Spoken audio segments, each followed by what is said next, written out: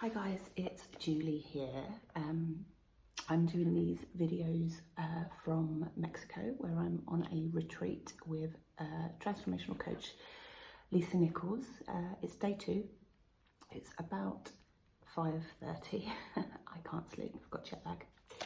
And I've committed to kind of doing a video diary stroke video series to share some of the lessons from this week, because you know, having done other retreats, they're always jam-packed full of kind of insights and lessons, and sometimes it makes, I don't know, it helps to make sense of it all in some way. So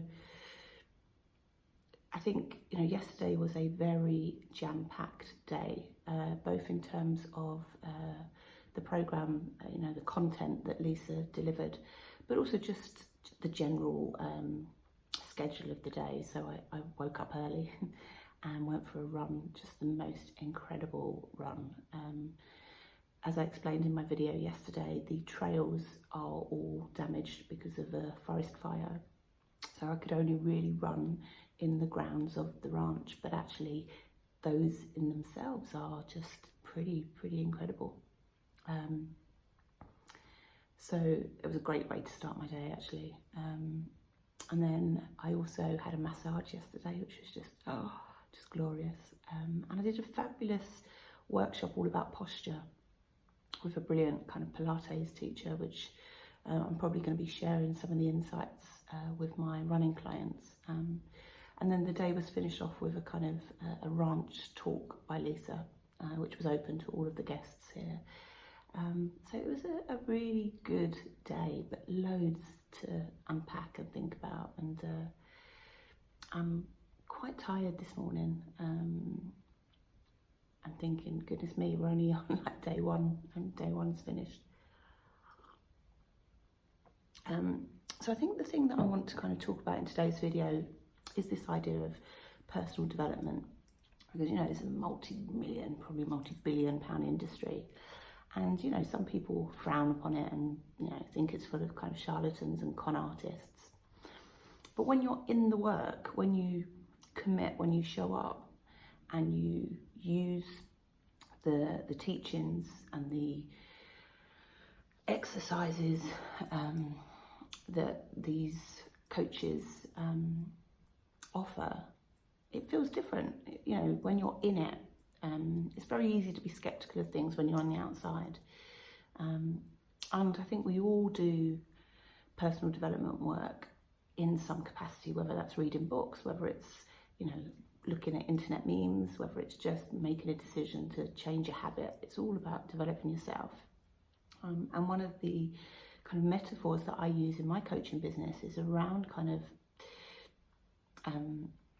doing regular checkups in the same way that you would with your car. So, you know, in the UK, we have an MOT. So I don't even know what it stands for, but I just know every year I have to take my car in and it has to get checked over a number of different kind of things. And it either passes or it fails, or you get kind of warnings of things that need a little bit of work on. And last year, that kind of metaphor helped me to develop a tool which I use with my clients, which is called the Health, Wealth and Happiness MOT. And it breaks down your life into 7 different areas and gets you to score them and to think about why you've scored them that way and what improvements you can make.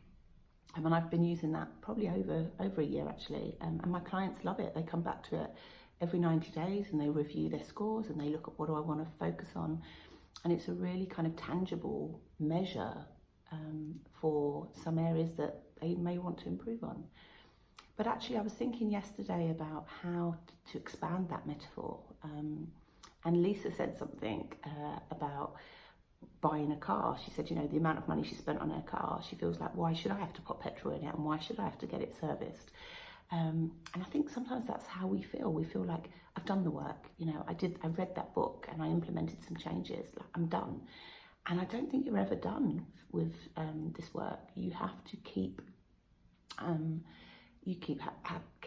to do the maintenance. You have to keep putting in the fuel. And I think there are some other things, you know, you have to keep an eye out for the warning signs. You know, when you drive a car and the oil light comes on, you have to see to it. You can't ignore it. If you ignore the warning signs for too long, things start to majorly go wrong with your car, but also with your life.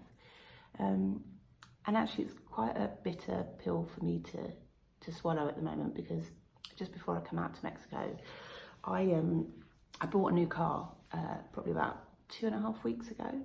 And it was a big thing. I'd had buying a new car on my vision board for a couple of years, and it got to the point that my old car was so bad I literally had to change it. And it was a real upgrade for me. I bought a Nissan Qashqai. It was a 2016 model with all the tech that I wanted, and it felt like it was a measure of success. It was a note to myself that I deserve nice things and stuff like that. And then on Thursday, before flying out here, I just dropped Rose off to summer camp, and a cyclist went through the red lights and smashed into the side of my car. And God, it was this shock. It was a real shock, because it was literally 5 minutes from my house, and it was a junction that I know really well. And we were both in shock. She was fine. A couple of scrapes on her hands, but other than that, she was fine. My car is not. But I guess, if that had happened a couple of years ago, I would have been like proper drama over it. But I was like, that's obviously happened for a reason. There's a lesson in there somewhere.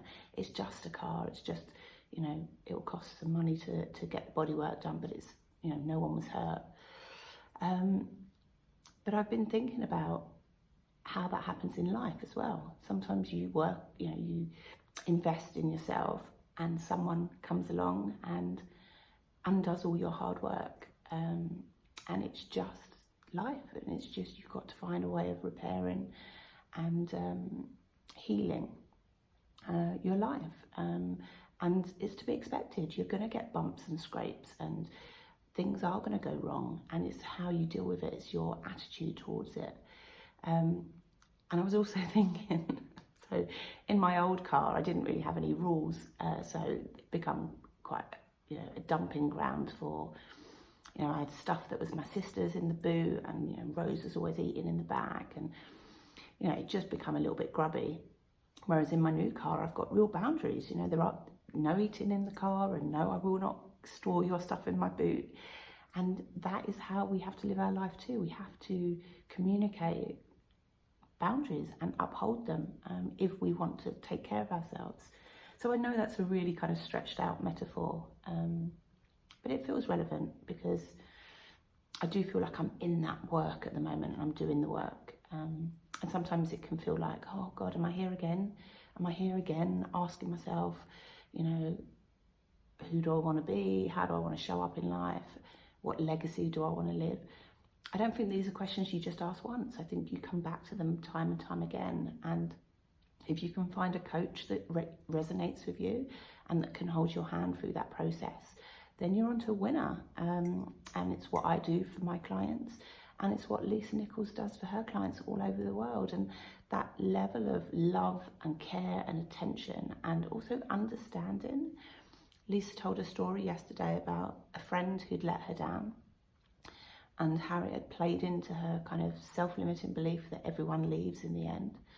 And she sobbed, and I think everybody in the room sobbed with her, because we've all experienced that feeling of being, relationships breaking down, or, having that feeling of being bereft. And having a safe space where you can explore some of that is really kind of critical. And in a retreat centre like this, it's not just the clients on Lisa's course, it's everybody. At Lisa's talk last night was an open session, so there was loads of different people that were not part of our group. And, we got paired up, and I was chatting to this guy, had no idea who he was. And we did this exercise where we were talking about things we were proud of. And I was like, oh, I'm proud that I've run 5 marathons. And he, in return, said, I'm proud that I've run, and I can't remember how many marathons he'd run. And then it became a bit of a game. We actually had a lot in common. He'd written books, he was a fitness coach, he does triathlons, and it turns out he was actually a member of staff. He's a very successful sports medicine coach in the US. you know, probably nationally acclaimed. And what was interesting, a different exercise that we did was about our dreams for the next season. And literally, I'd only known this guy 15 minutes, and he was revealing some of the most open and raw thoughts. And it's hard to find that at home. It's hard to find that in your everyday life. People that you can literally just jump into their space and be critically honest with. Things were being said in that room that sometimes we don't have the courage to say, even to our nearest and dearest. So I think this work is important, but it is work. It's not just some nice thing that we go off to do and lounge around the pool. The work is difficult and ugly, and it involves tears and snot and opening yourself up in ways that you don't have the opportunity to do in your everyday life. But it's so important because you leave these experiences with clarity and focus, and you also leave a lot of your shit behind. You know, you leave a lot of your baggage, a lot of your negative beliefs. You go, okay, I'm not that person anymore. I don't need to carry that shit around with me. So yeah, I would encourage you, if you're watching this video, seeing me for the first time, or you've been watching me for a while, don't be afraid to do the work. Download my MOT. You know, it's been there for a couple of years, but it's a really useful tool to get started, and it's safe. Sometimes working with a coach can feel like it's outside of your comfort zone, but downloading a document and giving it an hour of your time, that's not scary. It's only scary if you're not willing to face yourself. So check it out. I'll put the link below this video, and I'll be back tomorrow with another lesson. All right.